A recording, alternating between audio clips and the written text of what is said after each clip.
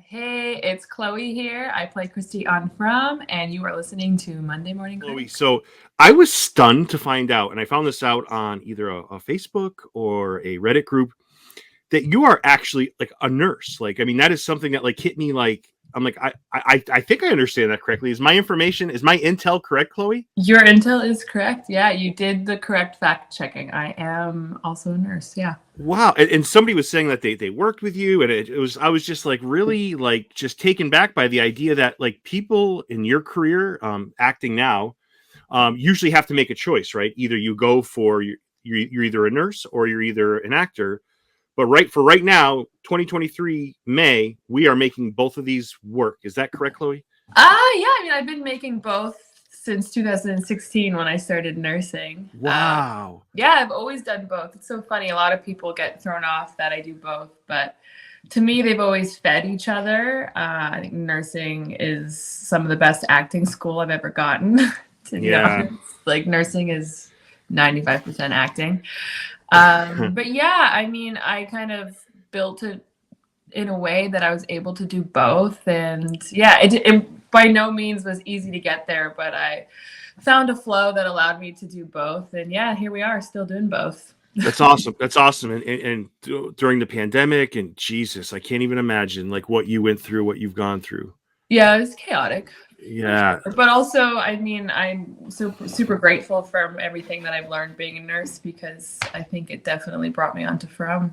Yeah. Yeah, there's something there of being in your own hellscape as a healthcare worker. You have some visceral understanding of what it's like to kind of be trapped and have a lot of people look to you for the answer. Do you feel like the day is going to come where you have to make a choice? Like, I get it's working and I get it's awesome, but like, so acting is taking off like crazy right now. And like, do you feel like there'll be a time where it will? I mean, I guess I'm asking you to predict the future, but do you think? Yeah, I mean, I don't think so. Yeah.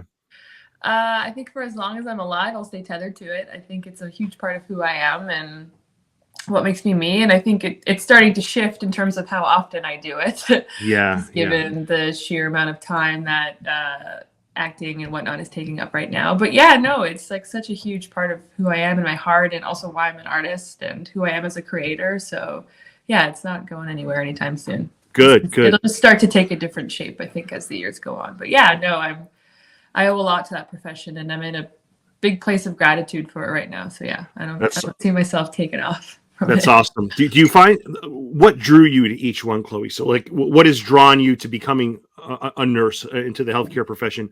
What has drawn you to acting? I would imagine I guess both are helping people in different ways, but like what drew you to each profession, Chloe? Yeah, good question. I originally went to school because I wanted to go into medicine. I had a science brain and I enjoyed helping people, and that was just kind of naturally a part of who I was, and going into medicine made sense. And then I got to school and I was like, wow, I don't want to be in school for 25 more years. So I transitioned into nursing, and it was the best decision I ever made. And I started doing some student films while I was in nursing school and kind of caught the bug there. But again, never saw it as like kind of a professional career in any way.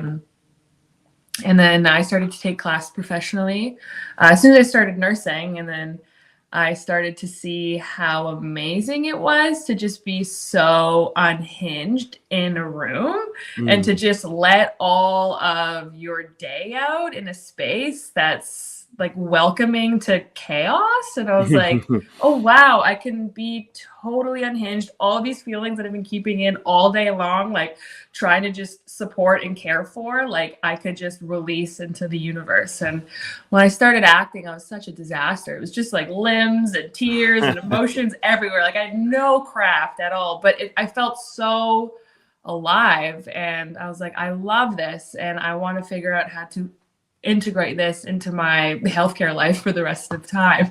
It just became like this form of therapy for me. So something early on struck, like when you were saying this, was like nursing has acting to it in the sense that you have to be super positive. Like you can't be like, I can't think of a character off the top of my head from that's super negative, but like you can't have like a Debbie Downer attitude when you're coming talking to a patient or a person you're working with, like, ooh, it doesn't look so, like, you have to be super positive because a patient feeds into your emotions. So that's what I mean by acting. Not that you're not sincere, but like, is that kind of an accurate way of looking at that, Chloe? I mean, I think you're realistic as a nurse in a way. I mean, at least for me and my colleagues, we're never BSing a patient. But yeah, there's certainly like a decorum and a way to speak, and yeah, like a positive light that you usually turn to. But yeah, you're pretty still grounded in the reality of what's going on. And yeah, there's like a certain way to talk to people when it's hard news. But yeah, you are navigating your own feelings a lot of the time while battling what your brain's trying to get. So it's this kind of constant push and pull between your heart and what your heart wants to tell them and what your brain needs to tell them and what your job is. And that's kind of Kristi in a nutshell too, especially this season, is very her duty versus her heart and that push and that pull. And you really see it all kind of start to really come to the surface this season. And it's pretty relentless. I'm super psyched to talk from. I have one question before we do get into that. Let me ask you, as far as your acting influences or movies, Chloe, what did it for you as a kid? Like, is there something you can remember? Like, I ask this to every interview, and I feel it's such an important question because I'm a nobody from nowhere, but I know who gets my like movie vibes just going. Like, who does it for you? Is there an actor, a movie that did it for you early on, Chloe? Yeah, I mean, I always loved Tim Burton films because they were just so kooky and weird. And again, it was like kind of adjacent to that freedom and that unhingedness and that artistry that I think I, as a person, was always like after and craving. And also like all my British actor ladies, like Olivia Colman, Helena Bonham Carter, like they just have this like kooky, edgy, but grounded in human way of like performing and existing in life that I always found, quite inspiring. So yeah, along those lines for sure. That's an awesome answer. And those two are in The Crown, and ironically, they can do The Crown, and they also can do something by Tim Burton. And Big Fish is one of my all-time favorites. Like, Big Fish. Yeah, that was on my favorite movie list for most of my life. Yeah, I almost feel like, Chloe, that is underrated. Like, I almost feel like people don't know how good. I mean, they do, but like, I feel like it should be so much more popular because that movie takes place largely in a hospital. But like, it's a sob fest for me every time I see it, and that's Tim Burton hitting another level right there. Yeah, it's one of the most special films. I think I was like 11 the first time I saw it, and it stuck with me forever. That was definitely one of the Tim Burton films where I was like, yeah. So last nursing non-from thing I say, I just want to say how important nurses are because like I remember when my dad, before he passed, was going through some tough times how important nurses were, and we just had our second child last week, and the nurse that helped us through that process was like an angel. Like she was so wonderful. So listen, I'm done gushing over nurses. No more nurse questions. Chloe, we're moving on. I'm sorry about that. But yeah. Congratulations on your new baby. Thank you. So I am the big fan of The Walking Dead. And one of the things I used to do on the show, and I never understood it. It's similar to From, and they're both kind of worlds that are apocalyptic in some way. Mm-hmm. And they would always kill off the doctors. I'm like, what are they doing? Like, they're like in a post-apocalyptic world. That's like a unicorn, right? Like your character Kristi is kind of like a unicorn, right? If something happens to her, people are in big trouble because I mean, yes, you have Kaylin, Marielle, but like not really dependable for some reasons that we kind of know of right now. But I don't know. I feel like Kristi is like she's the MVP in the sense that if something happens to her, you're in big trouble. Yeah. I don't disagree.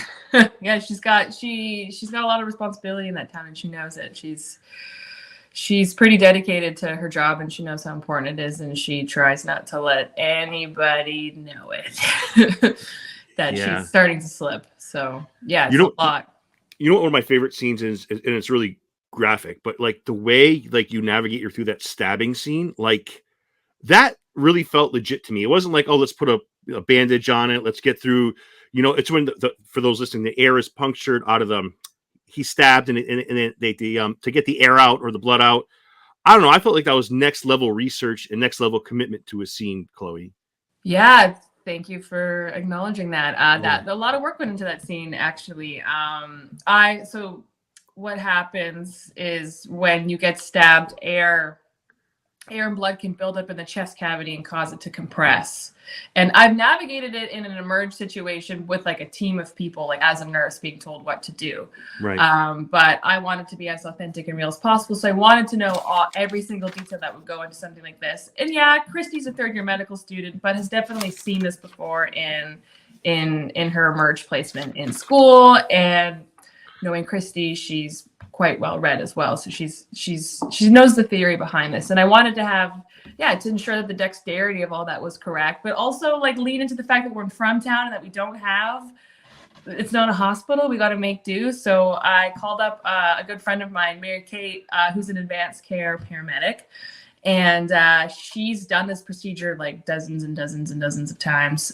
So she totally walked me through it and gave me some awesome tips on like what to use, like household things to use in order to facilitate something like that. So yeah, it was like totally grounded in how you would navigate a situation like that. And I think coupled with the fact that I am a healthcare worker who's moderately trained with consulting a friend who's experienced and navigated these things before too. It turned into a pretty grounded, realistic dramatization of how you would decompress something like that. Wow. And again, like they could have easily, like sometimes you watch a show and there's like a gunshot wound and people play it off like it's somebody like a scraped knee, but like it leads to the how authentic this show is, right? Like there's no details that are left unturned. I just love the attention they paid to it. It's like it just adds to the show. I loved it. I have to tell you, if Marielle doesn't show up, well, you know what? Even Marielle's there now. I feel like Chloe is drifting to Kenny. Am I misreading that whole situation? I mean, you're going to interpret it how you do based on your own experiences growing up and your own relationships. I think that's kind of the interesting thing about this show is it's not super in your face in terms of what it's trying to tell and what it's trying to steer you towards. I think there's nuance, and based on, who you are and your own experiences, you're going to pick up on things that feel for you, that land for you, and make your own kind of assumptions. But Kristi's really, really busy this season, and she hasn't had a chance to sit with herself for even a second to like reflect on any of that. She's pretty focused on like caring for Marielle and caring for the rest of the town and just trying to keep her head above water and make sure that everyone's somewhat relatively safe. Yeah. She has not checked in with herself at all yet. There's an episode that the people haven't seen it that I've seen, and I put it in a Reddit, and I put it in. I didn't tell any details, but like I think it's the best episode of a show I've ever seen, where Boyd just risks it all, and I'm like, I think people are in for a treat. I think it's coming either this week. It's episode 6. So I am super psyched for it when everyone's kind of in the hospital and Boyd goes out the door and kind of risks it all. I think people are going to be in for a treat with that episode, Chloe.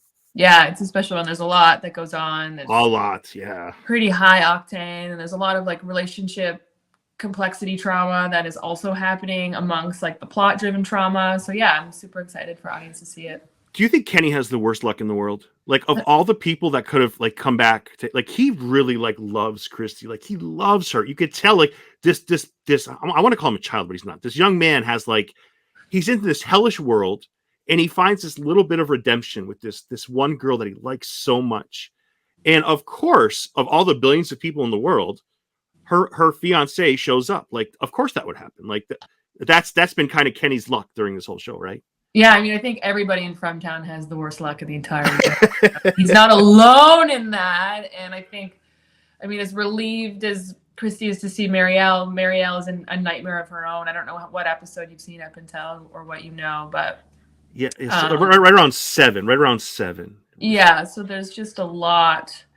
There's a lot going on there. It's super complex. I think everyone's shit out of luck. But yeah, he's definitely, in terms of like on camera bad luck, like he's definitely gotten the brunt of it. But yeah, I mean, Kristi loves him too. Like, and love takes so many different shapes and forms. And I think when you're stuck in a hellscape like that, you find your person that you can count on, that you can rely on, that kind of gets it in some capacity. And I mean, everyone keeps talking about this love triangle between the Marielle, Kristi, and Kenny, but I don't see it as a love triangle, or like, I think it's the wrong shape. three people trying to figure out what they mean to one another in this hellscape, and they're all mirrors for each other in a way of how we changed, what's remained, what's transformed, how have we transformed, you know what I mean? And amongst this hellhole that we're in. So it's a lot more, I think, complex than who's picking who. I don't think that's what it's about at all. And no one asked to be in the situation, which adds to your point. Yeah. Everyone's just trying to survive and take care of each other in the best way that they know how. And that's kind of what this show, the heart of the show, is about too. 2 points that are not spoilers. They're on episode 6 or 7. I can't remember, but like Kenny flat out says that he loves you. Like he flat out says he loves Kristi, and that was like I felt like after the knife wound had punctured my lung, I was like, oh, I couldn't believe it. He said it, and I feel like Marielle is now an official danger to everybody. I feel like, and this is not a shot at addicts, but I feel like she's in a place where she needs help. Like, and again, the worst place you could probably be if you do need that type of help, because there's I don't know if this is a spoiler. If it is, I'll flag it. But you know, I think it's a cancer patient, the older woman. I can't remember her name. Sorry, my fault for that. Tilly. But like, she has a morphine, I believe, and you know, basically like she trusts you with it. And then there's another violation of trust. Like, and again, I'm not giving Marielle a get out of jail free card here, but Marielle gravitates to that. The other person needs it. Now we have another danger, and from that it's the last place, and the last thing we need is another mystery of where things are going. So talk about whatever you can say about Marielle and if she's a threat because of her addiction. Yeah, I mean, I think Kristi, I think the number one thing on Kristi's mind in that moment isn't about her being a threat. It's more about watching this person that you love live through a literal physical and psychological nightmare and feeling helpless in a way. Withdrawal is the most challenging thing one can navigate, not to mention doing it in this hellscape. So Kristi's just trying her best to support, to love, to protect as well. And I think the scene you're referring to with where Kenny admits that he loves her, it's just like Kristi can't handle that conversation right then and there. She's got a job to do. There's a monster cadaver lying down there that needs her attention. There's Marielle withdrawing in the other room. Like, Kristi's being pulled in 300 directions, and it's just like, really, you're going to drop that right now? The timing of this couldn't be worse. And I think Kristi's, I mean, I haven't seen the episode yet, but I remember feeling like so many feelings for that. Like, I love you too, and I hate you, and why are you doing this right now? Like, who the hell do you think you are? Like, do you understand what I'm going through right now? And of course he feels the same way. The chess piece got pulled out. He's going back in time to those terrible feelings with the night that his father got murdered. Like, it's all, we're both she sit with the she sit with the Sarah thing, and a little bit of a spoiler about the other thing, the cadaver. I'll leave that there. But that's gonna drive people nuts in a good way. But all these things, and Kristi doesn't have one moment to herself. Like, it's always about other people. But I think that's a big point. I think that's a big point, because in the real world, when you're not processing, like when you're really that busy and you're that dedicated to other things, other people, you don't have that moment for yourself. That's a real problem. I mean, for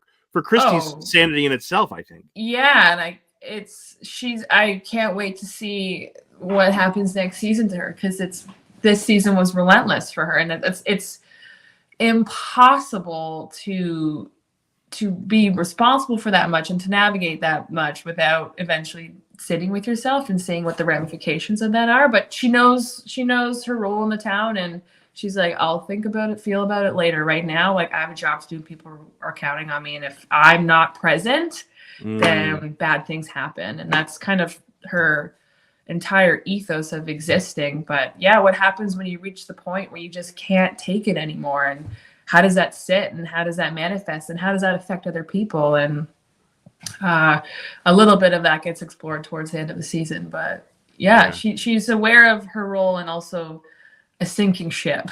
Yeah. Chloe, are you, as an actor, are you privy to what is about to come around the corner, or do you just find out kind of, not want to say the day of, but like just for what you need to do? Like, do you know the big picture of where this is going? Again, I'm not asking for spoilers, but do you know how this story unravels, or do you just find out pieces at a time? Oh yeah, we just find like we know as much as our characters know. Like our Oh, writers, okay. the writers are pretty locked up about it. So yeah, we just kind of have to go with our instincts and guts and where we are in the moment and the present and our surroundings, and that's kind of how our characters make our decisions. A few more questions for you. Thank you for all this time. You've been so kind. Thank you for that. I have to say, wonderful, almost all Canadian cast. But Mm-hmm. just in your universe here with who we've been talking about, Ricky and Kaylin have been really special as actors in this show. I mean, Mm-hmm. obviously, clearly, as you have been. The way everybody's working here, Chloe, I can't get over that. And I can't get over how this show is legitimately exploding. Like, it's like it went from the show that I loved when it was just starting out. It's a different beast now, I think. Yeah, You know? people are taking note. It's exciting. It's exciting to see it start to have a home and to see kind of this community of people come together and figure out the theories and why people are there. And it's fun to read all of that stuff too and see people. Yeah. Yeah, people have theories. They're trying to figure things out, and it's just. And I say this to all the guests that are cast members. I can't understand how somebody can make it through this, right? Because you're in this mysterious place that you can't get out of. You're living with creatures that come out at night. Your character specifically can't get out of her own little world. Never mind the world she's in. Like, Yeah. there's like layers and depths to this. It's like you just feel for so many of these characters. I think Kristi goes arguably her and Kenny's been through a lot emotionally as well, but Kristi's I would say a tad above that because she's the go-to for most people. I don't know. I just as characters, it's like you sympathize and you hope they just find some clarity, right, Chloe? Yeah, you and me both. I know I'm watching it. I'm like, man, I'm so tired for Kristi. Like, someone give her a break. Like, I'm tired watching her. I'm like, oh my god, this is unsustainable. So, last question: it's shot in Nova Scotia? Do I have that right? Mm-hmm. Yeah. So is that a town they built, or was it there? Is it like just tell me about the place and where it's shot? Yeah, so they leased out this land about 40 minutes outside of Halifax, which is in Nova Scotia in Canada. Mm-hmm. And they built the town from the ground up pretty much. I think the post office was always there, and I want to say one other building, but definitely the post office. Everything else was built from scratch, basically. Is that big house built from scratch? I forget the name of it. Yeah, we have an incredible production designer, Matt Likely, who is a wizard of a person, and yeah, created that was his brains externalized. It's pretty wild. And then we have a studio that we shoot a lot of the interiors in, like the Colony House interior is all shot in a studio. What else is it? Some of the interiors of all the homes are in a studio as well, but all the exteriors, yeah, they built it. It's crazy. Yeah. And the roads that they built, the roads, they built everything. It's amazing how much goes into something like this. I'm learning so much.